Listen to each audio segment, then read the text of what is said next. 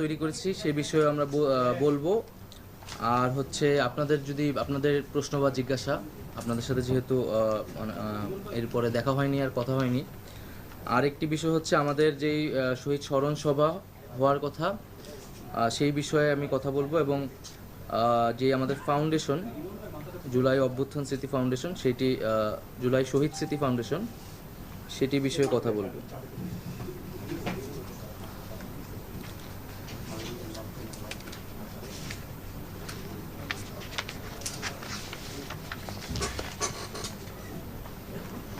তো আমি যদি আমাদের এক মাসের কার্যক্রমের কথা বলি, এক মাসে মূলত আমরা যেটা করেছি যে মন্ত্রণালয়গুলোতে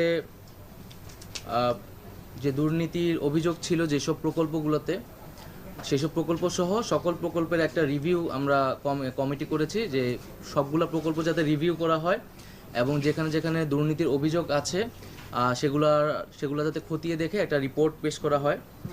আমরা তথ্য সম্প্রচার মন্ত্রণালয়ের অধীনে যে দপ্তর এবং সংস্থার বিভিন্ন কমিটিসমূহ রয়েছিল সেগুলোকে বাতিল করা হয়েছে এবং বাতিলকৃত কমিটি পরিচালনার জন্য নতুন করে কমিটি পুনর্গঠন করা হচ্ছে।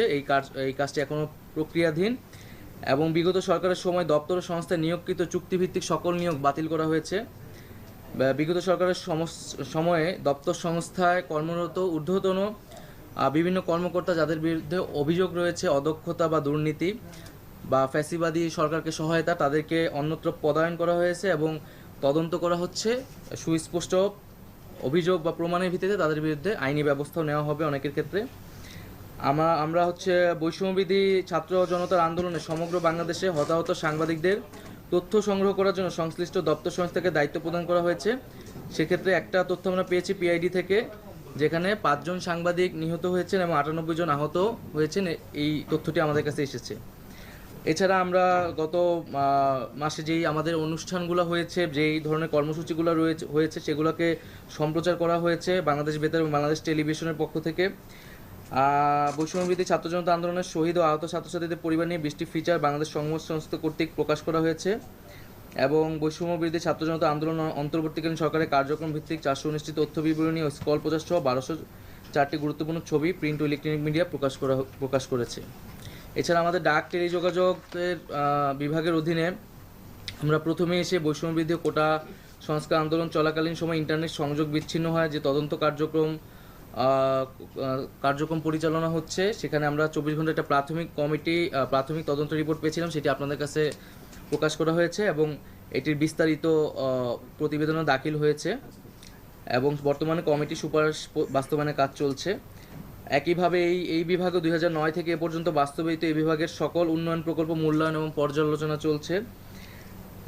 আমাদের যেই চিঠিপত্র, পার্সেল, ডকুমেন্টস ইত্যাদি যেই গ্রাহক সেবা, সেটা সহজীকরণের জন্য উদ্যোগ নেওয়া হয়েছে। সেজন্য অনলাইন বুকিং অ্যাপস প্রস্তুত করা হয়েছে। এই অ্যাপসের মাধ্যমে প্রত্যেক গ্রাহক নিজেই চিঠিপত্র, পার্সেল, ডকুমেন্ট ঘরে অফিসে বসে যে কোনো সময় বুকিং করতে পারবেন।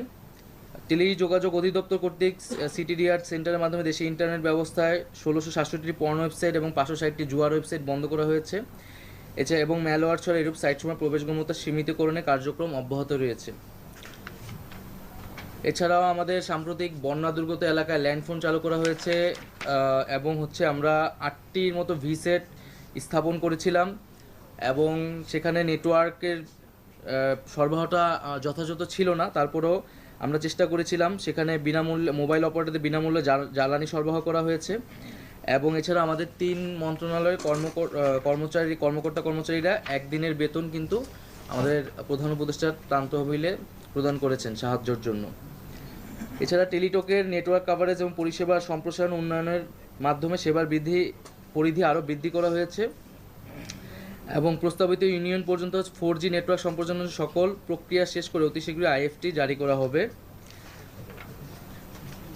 এবং আমাদের একইভাবে আইসিটি ডিভিশনও আমরা এই এক মাসে মূলত কিছু প্রশিক্ষণের কাজ করা হয়েছে, যেগুলো আগে থেকে চলতেছিল। এবং একইভাবে যে আমাদের হাইটেক পার্কের নামকরণ পরিবর্তন করা হয়েছে বিভিন্ন জায়গায় এবং আমাদের একইভাবে সেখানেও দুর্নীতির যেই অভিযোগগুলো রয়েছে সেই অভিযোগগুলো আমরা তদন্ত কমিটির মাধ্যমে বিবেচনা করছি। আর আমাদের 100 দিনের পরিকল্পনা রয়েছে, সেটি আমি বিস্তারিত এখানে বলছি না, সেটি খসড়া হয়েছে এবং এটি স্টেক হোল্ডার মিটিং চলছে এখন, এবং সেটি আপনারাও চাইলে নিতে পারেন। আমরা হয়তো খুব শীঘ্রই সেটি হচ্ছে চূড়ান্ত করব এবং সেই অনুযায়ী কাজ শুরু করব। আর দ্বিতীয় যে বিষয়টি, যে শহীদদের যে স্মরণ সভা হওয়ার কথা, সেই স্মরণ সভাটি হচ্ছে আমরা বলেছিলাম যে আমাদের যে স্বাস্থ্য মন্ত্রণালয় কর্তৃক যেই লিস্ট তালিকা করা হচ্ছে, তো সেই তালিকার উপর ভিত্তি করেই কিন্তু এই স্মরণ সভাটি করা হবে। সেটা একটা সম্ভাব্য তারিখ হচ্ছে 14ই সেপ্টেম্বর ঠিক করা হয়েছিল, বা তার আশেপাশে কোনো একটা তারিখ। তো ওই তালিকাটা যেহেতু অনগোয়িং, সেই জন্য 14 তারিখেই স্মরণ সভাটি করা হচ্ছে না। মূলত তালিকাটি আরও চূড়ান্ত হলে এই তালিকার উপর ভিত্তি করে আমরা শহীদদের স্মরণ সভাটি আয়োজন করব। এবং এখন পর্যন্ত আমাদের কাছে 728 জনের শহীদের একটা তালিকা এসেছে স্বাস্থ্য মন্ত্রণালয় কর্তৃক আজকে পর্যন্ত, এবং তাদেরকে ভেরিফাই করা হচ্ছে, মানে তাদের অ্যাড্রেস খুঁজে তাদের পরিবারের সাথে যোগাযোগ করা হচ্ছে। আর হচ্ছে 20,263 জন হচ্ছে আহত এই স্বাস্থ্য মন্ত্রণালয়ের তালিকা অনুযায়ী। আরও বেসরকারি বিভিন্ন উৎস অনুসারে আমরা কিন্তু আমি এর আগেও বলেছি 800-র মতো একটা তালিকা আর কি আমাদের সাথে আছে, সেগুলো এখন জাস্ট ভেরিফাই করা হচ্ছে। এবং জেলা প্রশাসকদের বলা হয়েছে, নির্দেশ দেওয়া হয়েছে যাতে প্রত্যেক জেলা ওয়াইজে একটা তালিকা করে তারা পাঠায়, এবং আগামী রবিবারের মধ্যেই আমরা হয়তো একটা চূড়ান্ত তালিকা হয়তো পাবো। আর শহীদ স্মরণ সভার বাজেট নিয়ে কিছু কথা উঠেছে বা সোশ্যাল মিডিয়ায় সমালোচনা হচ্ছে আমরা দেখতে পাচ্ছি, কিন্তু এটা আসলে একটু বিভ্রান্তি হয়েছে। এখানে 5 কোটি টাকা বলা হয়েছে যে এটার জন্য অনুমোদন দেওয়া হয়েছে, নট যে 5 কোটি টাকাই খরচ হবে এই প্রোগ্রামে, 5 কোটি টাকার মধ্যে খরচ করতে বলা হয়েছে। এবং এখানে এই অনুষ্ঠানে খরচটা আরও অনেক কমের মধ্যেই হবে। এবং এখানে সিংহভাগ খরচটা মূলত যে 64 জেলা থেকে পরিবারের সদস্যদের নিয়ে আসা ঢাকায়, এবং যারা দূরে তাদেরকে আগের রাতে নিয়ে এসে একটা থাকার ব্যবস্থা, মূলত এই কাজে সিংহভাগ খরচটা কিন্তু এই কাজে যাবে। এখানে কোনো ধরনের সাজসজ্জা বা অতিরিক্ত কোনো খরচের আসলে ব্যবস্থা নেই। আর এটা একটা রাষ্ট্রীয় প্রোগ্রাম, আমরা চেয়েছিলাম যে সকল শহীদ পরিবারদের একত্রিত করা এবং তাদের থেকে আরও ইনফরমেশন আসলে আমাদের নেওয়ার আছে এবং একটা রাষ্ট্রীয় সম্মাননা দেওয়া। তো সেটি খুব দ্রুত সময়ের মধ্যেই আসলে হবে এই তালিকাটি নিশ্চিত হওয়ার মাধ্যমে। আর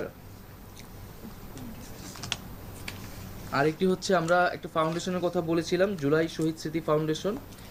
তো আমরা ভেবেছিলাম যে এই হয়তো ওই স্মরণ সভার দিন এটা আমরা ঘোষণা করব, যেহেতু স্মরণ সভাটি পিছাচ্ছে, তাই আমি আজকে এটা প্রাথমিকভাবে বলছি। আজকে হয়তো আমাদের যমুনাতে যেই প্রেস ব্রিফিং হবে সেখানেও এটা অফিসিয়ালি আবার বলা হবে। আমরা জুলাই শহীদ স্মৃতি ফাউন্ডেশন, এই ফাউন্ডেশনের 7 সদস্য বিশিষ্ট কার্যনির্বাহী পরিষদ গঠন করা হয়েছে এবং এটা অফিসিয়ালি রেজিস্ট্রেশন করা হয়েছে। ডক্টর মোহাম্মদ ইউনুস হচ্ছেন অন্তর্বর্তীকালীন সরকারের প্রধান উপদেষ্টা। ডক্টর মোহাম্মদ ইউনুস স্যার হচ্ছেন এটা এই ফাউন্ডেশনের সভাপতি, এবং হচ্ছেন জনাব মীর মাহবুবুর রহমান হচ্ছেন এটা সাধারণ সম্পাদক। মীর মাহবুবুর রহমান হচ্ছে আমাদের যেই শহীদ মুগ্ধ তার যমজ ভাই স্নিগ্ধ, হ্যাঁ, তার মানে অফিসিয়াল নেম হচ্ছে জনাব মীর মাহবুবুর রহমান। তাকে এই ফাউন্ডেশনের সাধারণ সম্পাদক করা হয়েছে শহীদ পরিবারের সদস্য হিসেবে। এবং জনাব কাজী ওয়াকার আহমেদ হচ্ছেন কোষাধ্যক্ষ, ওনাকে তার কাজের দক্ষতার জন্য এই কোষাধ্যক্ষ এখানে রাখা হয়েছে। এবং আমাদের উপদেষ্টা মণ্ডলীর পক্ষ থেকে আমি জনাব মোহাম্মদ নাহিদ ইসলাম দপ্তর সম্পাদক হিসেবে, জনাব আসিফ মাহমুদ সজীব ভুইয়া, জনাব নূরজাহান বেগম এবং জনাব শারমিন এস মুর্শিদ 3 জন নির্বাহী সদস্য হিসেবে থাকতেছে। এখানে আরও 14 জন সাধারণ সদস্য যুক্ত হবে, মোট 21 সদস্যের একটি প্যানেল আর কি হবে। এটি হচ্ছে আমাদের জুলাই স্মৃতি ফাউন্ডেশন। এই ফাউন্ডেশন মূলত শহীদদেরকে নিয়ে, শহীদ এবং আহতদেরকে নিয়ে দীর্ঘমেয়াদী কাজ করবে। তাদের যে পুনর্বাসন, আর্থিক সুবিধা এবং তাদের আরও অন্যান্য যেই সুযোগ সুবিধার বিষয়গুলো তারা দেখবেন।